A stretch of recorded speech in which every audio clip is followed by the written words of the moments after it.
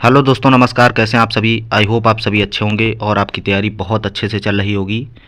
एक बार फिर से आप शुरू कर दीजिए अब अपनी तैयारी को, क्योंकि यूपी पुलिस कांस्टेबल का जो एग्ज़ाम हुआ था वो कैंसिल हो चुका है और आपको फिर 2-3 महीने के अंदर आपको एग्ज़ाम दोबारा से देना है। और बहुत सारी पीडीएफ्स, इम्पॉर्टेंट नोट्स मैं लगातार आपको देता रहा हूँ ग्रुप के माध्यम से, व्हाट्सएप ग्रुप के माध्यम से। और जो भी हमसे हो सका वो मैं आपके लिए करता रहा। किसी भी टीचर का जो मुझे कंटेंट अच्छा लगा वो मैं आपके लिए भेजता रहा व्हाट्सएप ग्रुप पे। चाहे देखो, जो भी सिलेबस के अनुकूल होता है वही मैं देता रहता हूँ आपको, प्रोवाइड कराता रहता हूँ। जैसे देखो, दिवस एक आता ही है, हर पेपर में आता है, तो मैं दिवस की पीडीएफ दी मैंने, ठीक है। उसके अलावा जीएसटी से क्वेश्चन आता ही है तो जीएसटी की मैंने स्पेशल पीडीएफ दी आपको। उसके अलावा जनगणना से रिलेटेड प्रश्न आते हैं तो वहाँ से भी हमने आपको प्रश्न दिए, ठीक है। अब फंसना ना फंसना अलग बात हो जाती है, लेकिन मैंने जहाँ जहाँ से क्वेश्चन बनते थे वो क्वेश्चन आपको मैंने कहीं से भी खोज कर व्हाट्सएप ग्रुप में प्रोवाइड कराए। तो आपकी परीक्षा तिथि जो है वो संभावित आप मान के चलिए कि हमारा एग्ज़ाम जून में ही होगा, क्योंकि जब आप जून का टारगेट लेके चलेंगे तभी आपकी जो है स्कोर आपका और बहुत सारी आपकी तैयारी एकदम अच्छी हो जाएगी। क्योंकि ये मान के चलेंगे कि अब जो है योगी जी ने बोल दिया है कि आपका एग्ज़ाम 6 महीने के अंदर पुनः कराया। जो बहुत बच्चे ऐसे होंगे जो सोचेंगे कि अब एग्ज़ाम 6 महीने बाद होगा। ऐसा नहीं है, आपके पास बहुत ज़्यादा समय नहीं मिलेगा, क्योंकि मार्च में आपकी आचार संहिता लगेगी। हो सकता है अप्रैल और मई तक जो है, मई के लास्ट तक हो सकता है चुनाव उनाव करा के और जो इलेक्शन का जो है डिक्लेयर कर दिया जाए। उसके बाद में शपथ अफत हो जाएगी 10 दिन के अंदर, और उसके बाद में हो सकता है कि आपकी परीक्षा तुरंत करा ली जाए। और नहीं भी कराई जाएगी तो उसके लिए हम लोग प्रयास करेंगे। फिर से एक बार जो भी टीचर हैं उनसे बोलेंगे कि ट्विटर कैंपेन माध्यम से जो भी है डेट निकलवाने की कोशिश करें, क्योंकि आपकी डेट अब केवल एग्ज़ाम डेट ही तो है, बाकी तो कुछ बचा नहीं है। फॉर्म आपका फिल हो चुका है, ठीक है। एग्ज़ाम कैंसिल हुआ है तो एग्ज़ाम की डेट निकलवाने के लिए एक ट्विटर कैंपेन काफ़ी होगा। एक दिन आप अगर 1 मिलियन ट्वीट कर देंगे, दूसरे दिन भर्ती बोर्ड जो है आपको डेट दे देगा, ठीक है। तो वो कहीं न कहीं अलग बातें हैं। अभी आपका समय है बस तैयारी करने का। और इम्पॉर्टेंट पीडीएफ और बुक्स कहाँ मिलेंगी ये भी हम वीडियो में आपको बताएंगे। और मेरे कितने नंबर हैं ये आप लोगों को जानने की बहुत चाहत थी बहुत पहले से। तो मैंने फ़िलहाल बहुत लोगों को पता था कि मेरे जो नंबर थे, मेरा जो नंबर था, आज मैंने टेक्स्ट बुक पे प्रीवियस ईयर जो 2024 में अभी एग्ज़ाम हुआ 17-18 तारीख को, दो चारों सेट उन्होंने अवेलेबल करा दिए हैं, ठीक है। तो उसके अकॉर्डिंग भी मैंने चेक कर लिए, रोज़गार विद अंकित के अकॉर्डिंग भी मैंने चेक किए थे। तो रोज़गार विद अंकित के अकॉर्डिंग थोड़े ज़्यादा बन रहे थे, लेकिन आज टेक्स्ट बुक और सारी जब मैंने मैच किया तो मेरा कट पीट के 242 नंबर बना है, ठीक है। 121 क्वेश्चन मतलब कट पीट के बन रहा है। और जो है ये मेरा स्कोर रहा है मेन पेपर का। 17 तारीख को फर्स्ट शिफ्ट में मेरा एग्ज़ाम था और मैंने आपको टारगेट दिया था, शायद 233 नंबर का टारगेट दिया था जब हम लोग तैयारी कर रहे थे, कि हम सोच रहे थे कि आप अगर 233 का टारगेट क्लियर कर जाएंगे, अगर धांधली ना हुई तो आप बहुत अच्छा स्कोर करके आएंगे। वहाँ से आप मेरिट से कम 20 नंबर ऊपर ही रहेंगे, क्योंकि अगर इसी पेपर में धांधली ना हुई होती तो यही कट ऑफ आपकी 205 और 210 के बीच में रहती। इससे ज़्यादा ऊपर जाने वाली नहीं है, क्योंकि टेक्स्ट बुक ने जो अभी वो मॉक टेस्ट अवेलेबल कराया है उसकी कट ऑफ 187 से 200 बताई है। तो हम जानते हैं कि 187 से 200 जो है फिजिकल के लिए चली जाती है, तो फाइनल आपका 210 तक हो जाता बहुत आराम से। तो इससे ज़्यादा कट ऑफ जाने वाली नहीं थी, क्योंकि इसमें सबसे बड़ा खेल हुआ टाइम मैनेजमेंट का। देखो, बहुत साथी थे, हमारे साथी खुद थे बहुत सारे, जो है टाइम मैनेजमेंट अच्छे से नहीं कर पाए, उनका स्कोर ख़राब चला गया। जिनका टाइम अच्छा हो गया उनका स्कोर अच्छा चला गया, ठीक है। और ऐसे भी अपने ग्रुप में हैं, व्हाट्सएप ग्रुप में, जिनके 265 नंबर थे और रियल जेन्युइन लड़के हैं। रेडियो ऑपरेटर में भी बहुत अच्छा स्कोर 135 क्वेश्चन करके आए हैं और सही भी हैं उनके। तो ऐसा नहीं है कि अच्छा स्कोर किया नहीं जा सकता है, पॉसिबल है और आगे भी पॉसिबल है। अभी इसमें नॉर्मलाइजेशन भी होता है कहीं न कहीं। ये जो फर्स्ट शिफ्ट है इसमें हमको जैसे नंबर मिल भी सकते थे और नहीं भी मिल सकते थे, वो अलग बात है। नॉर्मलाइजेशन सिस्टम देखो किसी को पता नहीं होता है, किसकी ज़िंदगी बहाल हो जाएगी, किसकी ज़िंदगी उससे ख़राब हो जाएगी। ये बहुत बार हो चुका है, नॉर्मलाइजेशन सिस्टम से बहुत बार बाहर हुए हैं। तो उसको जो हम लोग जो है पहले से जो है विचार करके नहीं रखते हैं। जैसे रेडियो ऑपरेटर में अभी है, पता नहीं किसको 15 नंबर मिल जाए, पता नहीं किसको 10 नंबर घट जाए, ठीक है। तो कहीं न कहीं नॉर्मलाइजेशन सिस्टम आज तक किसी के समझ में नहीं आया कि कॉन्सेप्ट को फ़ायदा होने वाला है, और ना इसका अनुमान कोई लगा पाया है। हमेशा से ये देखा जाता है कि फर्स्ट शिफ्ट ऑफलाइन पेपर होता है तो उनको आइडिया नहीं होता है कि एग्ज़ाम कैसा आएगा, तो इसलिए थोड़े बहुत नंबर उनके ज़्यादा बढ़ाए जाते हैं, हमेशा से ये रहा है। बाकी ऑनलाइन में तो आज तक कोई जान ही नहीं पाया है किसका जो है पेपर टफ है, किसका आसान है, और किसको ज़्यादा नंबर मिलेंगे, किसको कम मिलेंगे, इसका कोई अनुमान नहीं लगा सकता है। ठीक है, तो उस पर नहीं जाएंगे हम लोग। और अब आपकी बारी है तैयारी करने की, जो मेन मुद्दा है तैयारी करना। अब आगे नंबर तो आप जान चुके हैं, 242 नंबर बना था मेरा। आगे नॉर्मलाइजेशन से कोई मतलब नहीं, वो मिलता अलग बात है, लेकिन रॉ स्कोर जो था मेरा वो 242 नंबर था। बहुत सारे बच्चे हैं, ऐसा नहीं मेरा ही था, अपने ग्रुप में, व्हाट्सअप ग्रुप में हैं जिनका 265 नंबर भी था। और एक चीज़ मैं बताना चाहता हूँ आपको, जैसे एक लड़का था, उसने, मैंने मैसेज किया था व्हाट्सअप पे, बताया था कि उसने जिस तरीके से हमसे बात की, अगर वहाँ पे आप जाते तो भाई 2% या 3% ऐसा बच्चा मिलता, जितना मान लीजिए 20-25 हज़ार की संख्या थी दूसरे दिन इको गार्डन में, फर्स्ट डे 10 से 12 हज़ार थे। अगर आप पूरे ओवरऑल वहाँ पे देखते 10 से 12 हज़ार, तो सबसे ज़्यादा बच्चा था 170 से 180, 190 और 200 के बीच वाला। यहाँ तक कि मैंने देखा था कि 220 प्लस वाला भी बच्चा 1% वहाँ पे था इको गार्डन में, कोई जाना ही नहीं चाहता था। ठीक है, अब उनकी मंशा क्या थी वो अलग थी। और 240 प्लस वाला तो मुझे लगता है कि ऐसा ही कोई बच्चा हो जो अपने स्वार्थ हित को छोड़कर वहाँ पे गया हो कि एग्ज़ाम ये कैंसिल हो जाए, वरना मुझे तो नहीं लगता था कि 240-50 वाला वहाँ पे कोई गया होगा जो ये चाह रहा हो कि एग्ज़ाम कैंसिल हो जाए। बहुत मुश्किल है, ये सच्चाई है। बाकी कहने को अभी देखो, वीडियो देखेंगे तो बहुत सारे लोग इसमें कमेंट करेंगे कि जो है मेरे भी इतने थे, मैं भी गया था, तो अच्छी बात है भाई, आप गए थे, आपके कहीं न कहीं बहुत सारे लोग छूट रहे होंगे, तो अच्छी बात है। देखो आप अगर आज ये मान चलो मेरा स्कोर जो है, मैं फिर भी तो कर सकता हूँ, 3 महीने हैं, अभी जब इतने ला सकते हैं तो 3 महीने बाद भी ला सकते हैं भाई।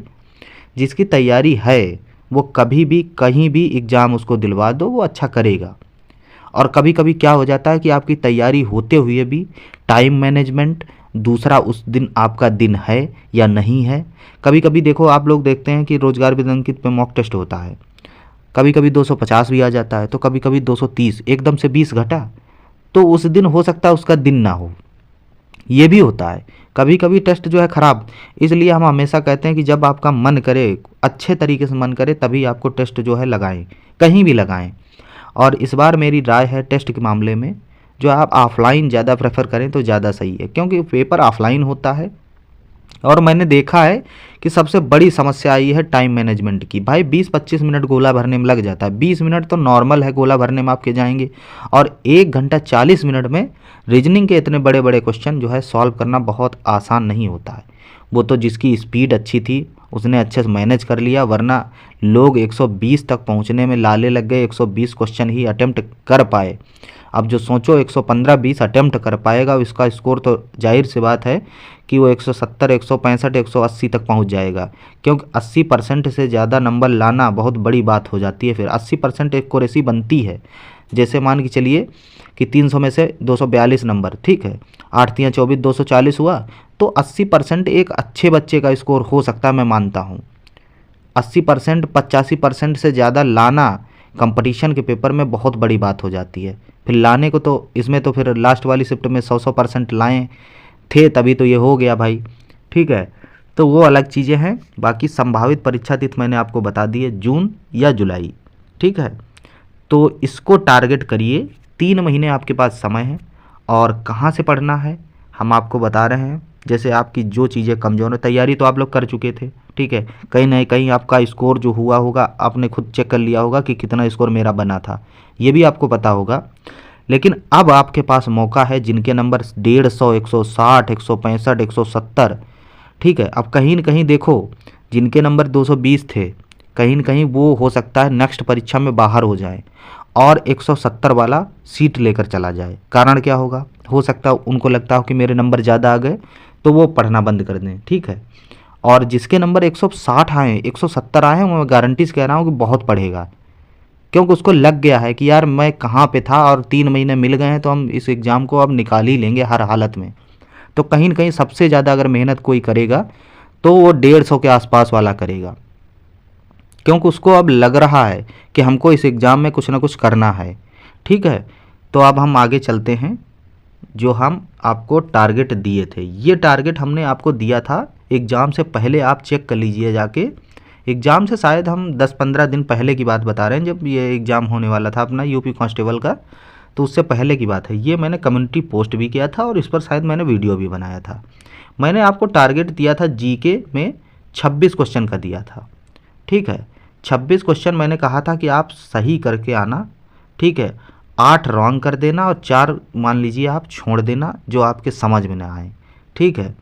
तो ये टारगेट हमने आपको दिया था, लेकिन ये टारगेट हमको लगता है कि सब ने अचीव किया होगा, लगभग सब ने, ठीक। मेरे तो 30+ थे जीएस में सही, और जीएस इतनी आसान आ जाएगी किसी को नहीं लग रहा था, और हिंदी भी आसान आएगी ये भी किसी को नहीं, इतना आसान आएगी ये किसी को नहीं पता था कि हिंदी जीएस इतनी आसान आएगी।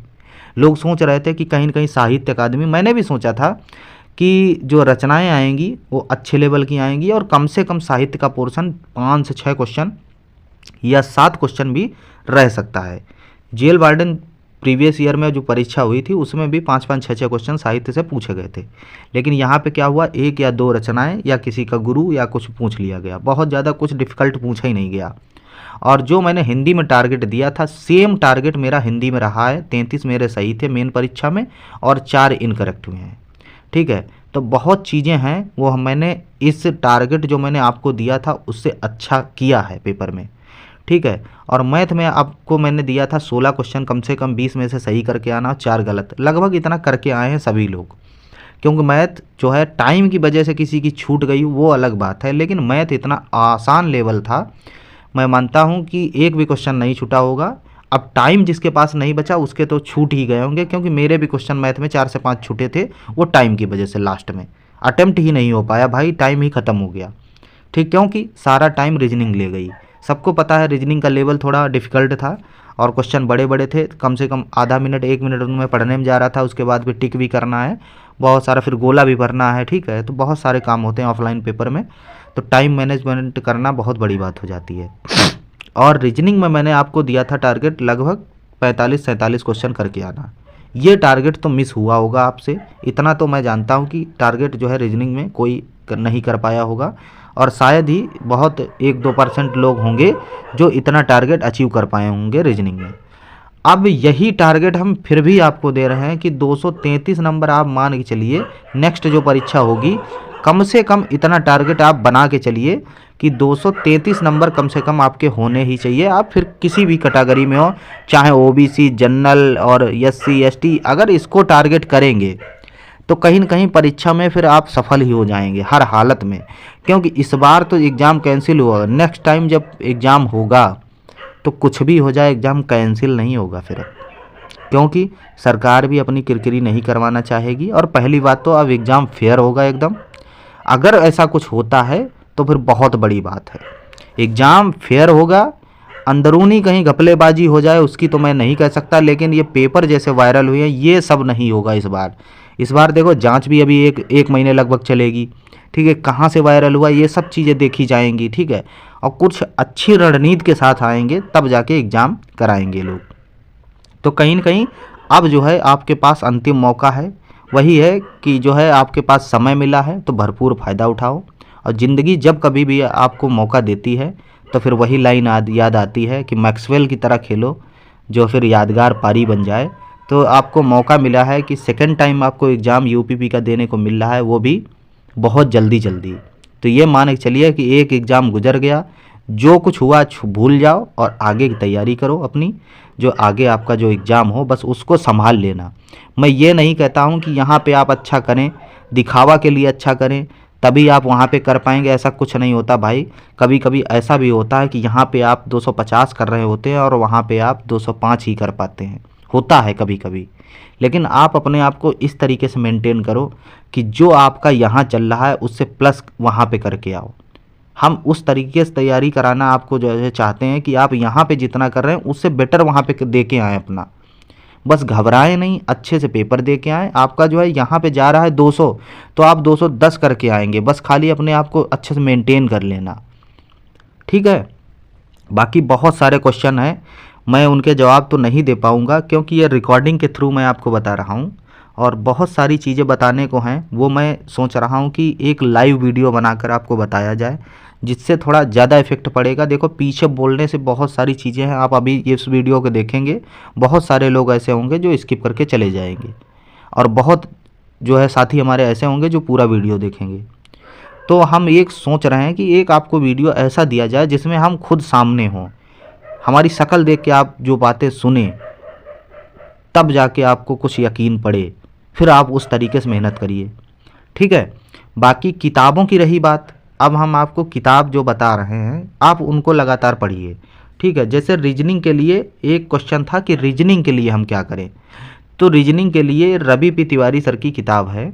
इसका जो है पूर्णतया संशोधित पैटर्न जो शायद थर्ड भी आ गया हो तो मार्केट में चेक कर लेना, जो है मैंने इतना चेक नहीं किया है, लेकिन ये किताब मेरे पास बहुत पहले से है रीजनिंग की, तो ये किताब आप ले लेना। इनका नया वर्जन आया है, थोड़ी महंगी ज़रूर होगी शायद, मैंने देखी थी एक बार, अभी लेटेस्ट में इनका नया वर्जन आ चुका है इसका जो है संस्करण, तो उसको लेना आप। ये द्वितीय संस्करण मत लेना, नया वाला लेना, शायद 400-800 का होगा, महंगा है थोड़ा।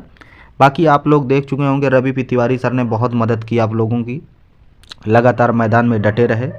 और जो लोग नहीं जानते, टारगेट विद्यालोक पे पढ़ाते हैं रवि पी तिवारी सर, और इको गार्डन में सबसे लंबे वही टीचर थे, बड़े बड़े बालों वाले। तो उनकी ये किताब है रीजनिंग की।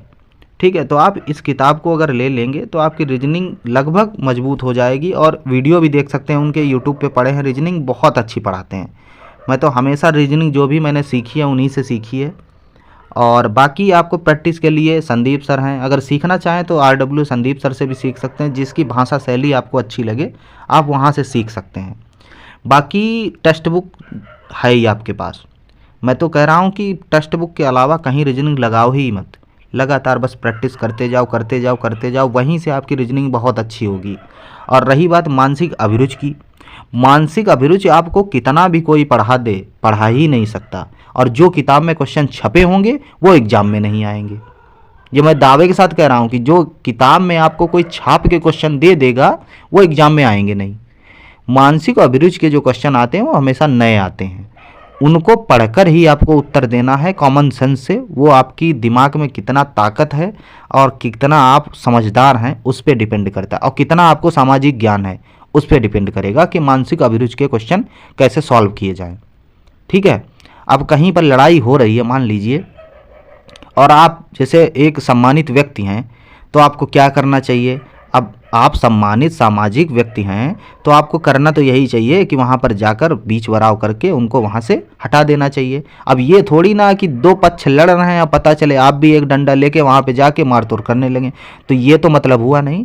तो ये सब चीज़ें हैं सामाजिक ज्ञान की, जितना ज़्यादा सामाजिक ज्ञान होगा आपको कि उतने ही प्रश्न आप वहाँ पर सॉल्व कर पाएंगे। और इसका कोई उपाय भी नहीं है, पढ़ाने को बहुत सारे टीचर पढ़ाएंगे, अभी लेटेस्ट में देखना शुरू करेंगे मानसिक अभिरुचि पढ़ाएंगे, ठीक, लेकिन उनका पढ़ने का भैया कोई अर्थ ही नहीं है। जो पढ़ा देंगे वो पेपर में नहीं मिलेगा। ठीक है। क्या कर लोगे तुम। तो उससे अच्छा है मानसिक अभिरुचि को आप छोड़कर बाकी जितनी रीजनिंग आई है, जिस पैटर्न पर आई है उस तरीके से आप तैयार करो। डिसीजन मेकिंग के आप तैयार कर चुके होंगे, काफ़ी सारे मॉक टेस्ट लगाए, डिसीजन मेकिंग लगातार वही आ रहा है, इतने % नंबर हों, 4-5 डिटेल दे दी, उसके बाद जो है उनके नीचे पूरा एक कथन दे दिया, उसको पढ़ पढ़ के निकाल लीजिए। कहीं पे जो है चयन हो जाएगा, कहीं नहीं होगा, कहीं डेटा पर्याप्त होगा, कहीं CO को भेजा जाएगा, CO के पास भेजा जाएगा। तो इस तरीके से ये क्वेश्चन आते हैं, इनको आप अच्छे से लगातार प्रैक्टिस में जब आएंगे आपके टेक्स्ट बुक पे और रोजगार विद अंकित पे जो टेस्ट होता है उसमें, तो कहीं न कहीं वो तो आपके अच्छे हो ही जाएंगे। फिर रही बात बाकी रीजनिंग आप टेक्स्ट बुक से प्रैक्टिस करिए। जो चैप्टर आपको नहीं आते हैं सीखने के लिए रवि पी तिवारी और संदीप सर RWA, ठीक है, 2 लोगों से आप सीख सकते हैं। बुक मैंने बता दी, बुक यही लेना, इनकी ही लेना अगर लेना तो, ठीक है। और इनका नया जो संशोधित पैटर्न है उसको लेना, ये वाली मत लेना, ये शायद पुरानी किताब है, मैंने इतना चेक नहीं किया, जो मेरे पास था वो मैंने इस पर जो है स्क्रीन पे लगा दिया।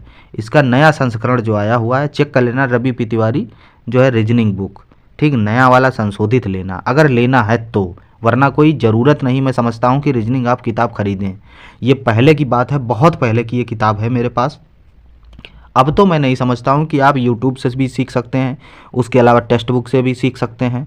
तो रीजनिंग किताब लेने की वैसे आवश्यकता है नहीं, लेकिन जो लेना ही चाहता है, कि बहुत सारे कमेंट थे व्हाट्सएप पे कि मुझे किताब ही बताओ, तो मैंने फिर ये किताब बता दी। ठीक है, तो इसको आप ले सकते हैं। बाकी अब रीजनिंग का खेल ख़त्म हो गया। अब हम आगे आते हैं हिंदी पे। हिंदी ये आपको नहीं लेनी है, ये नई आ गई है राजपाल यादव की, जो है चतुर्थ संस्करण। ये मेरे पास स्क्रीनशॉट पड़ा था तो मैंने यही लगा दिया। ठीक है, ये तृतीय है, चतुर्थ आ गया है। तो आपको हिंदी पढ़नी है, अगर आपके पास कोई किताब नहीं है तो आप चतुर्थ संस्करण ले आइए। 6500 शायद उसमें वस्तुनिष्ठ क्वेश्चन है और यूपीएसआई प्रीवियस ईयर पूरा दिया गया है। ठीक है, राजपाल सिंह की किताब है। और ये भी बता रहा हूँ, आपके पास यदि आदित्य पब्लिकेशन या ज्ञान मुद्रा की पुस्तक पहले से है आपके पास, तो फिर आप ट्राई मत कीजिए, कोई किताब मत लीजिए, वही आप पढ़िए। बाकी नवीन सर की जितनी भी वीडियो हैं वहाँ से प्लेलिस्ट में आप देख डालिए, वो भी कॉन्सेप्ट वाली। मैं ये नहीं कहता हूँ कि पिछली 200 वीडियो पढ़ी आप वो देखिए, 200 वीडियो नहीं देख सकते आप। जो आपको चैप्टर लगता है कि इसमें कहीं पे हमारी गलतियाँ हो रही हैं, तो उस चैप्टर को देखो बस खाली, और रिवीजन करो फिर अपना अच्छे से किताब से। किताब में बहुत कंटेंट होता है, इतना यूट्यूब पे नहीं मिल पाएगा जितना आपको एक किताब में मिल जाता है। अगर पढ़ना चाहो तो आप ये किताब जो है आपकी 15 दिन के अंदर समाप्त हो सकती है, अगर पढ़ने पे आ जाओ तो, वरना तो फिर ये 3 महीने गुजर जाएंगे, आप इसको भी नहीं पढ़ पाएंगे। तो किताब के लिए मैंने बता दिया है कि यदि आपके पास ज्ञान मुद्रा, आदित्य पब्लिकेशन दोनों हैं तो इसको मत लीजिए। अगर आपके पास दोनों में से नहीं है कोई, तो फिर आप इसी को चूज करिए। क्योंकि अगर नई किताब लेना है तो बस सिर्फ इसको लीजिए, राजपाल सिंह की यूनिवर्सल को, क्योंकि इसमें लेटेस्ट कंटेंट है। और बाकी जो अभी परीक्षाएं लेटेस्ट हो रही हैं उनके जो प्रीवियस ईयर में हिंदी आती है और कहीं पर जीके आती है, तो उसका एनालिसिस आप टेक्स्ट बुक से करिए। जैसे यूपी परीक्षा हुई 17 और 18 तारीख को, आप टेक्स्ट बुक खोलेंगे, यूपी पुलिस कांस्टेबल वाले सेक्शन में जाएंगे तो 17, 18 की चारों शिफ्ट के पेपर उन्होंने ऑनलाइन अपलोड कर दिए, आप वहाँ पे टेस्ट दे सकते हैं। ठीक है, तो मैंने तो अभी दिए नहीं हैं फ़िलहाल, आप लोग अगर चाहना तो सारी शिफ्ट 4 हुई हैं, चारों के पेपर आप लगा सकते हैं और लगा भी लेना, उससे एक रफली आइडिया मिल जाएगा आपको कि चारों शिफ्ट में क्या क्या था। अब बहुत बच्चे ऐसे भी होंगे जो कहेंगे कि मेरी शिफ्ट में पेपर कठिन आया था, आपकी शिफ्ट में आसान था, तो आप चारों लगा के देख लीजिए, आपको खुद पता चल जाएगा कि किस शिफ्ट में आसान था, किस शिफ्ट में नहीं। ठीक है, मैंने तो लगभग अपना शिफ्ट छोड़ के किसी भी शिफ्ट का एनालिसिस नहीं किया था कि कौन कौन से क्वेश्चन आए हैं, इसलिए नहीं किया। अभी आप देखेंगे, हम लगाएंगे टेस्ट, खुद पता चलेगा क्या क्या जो है कितना कितना पूछा गया है। लगभग पैटर्न सब में एक ही जैसा है। ठीक है, तो वो आप लोग देख लेना। हिंदी की बात ख़त्म हो गई और रीजनिंग की बात ख़त्म हो गई। और रीजनिंग जो है अच्छे से टेक्स्ट बुक से प्रैक्टिस करो, और इसके लिए किताब मैंने बता दी है।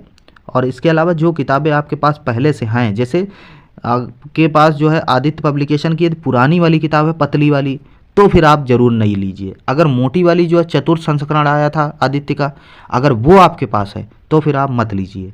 ठीक है, तो इसका लेना है आपको चतुर्थ, ये वाला नहीं लेना है। ठीक है, ये 4500 वाली है, एक आई है नहीं 6500 वाली। ठीक है, ये तृतीय नहीं है, चतुर्थ वाली लेना आप। ठीक है, हिंदी और रीजनिंग ख़त्म हो गई।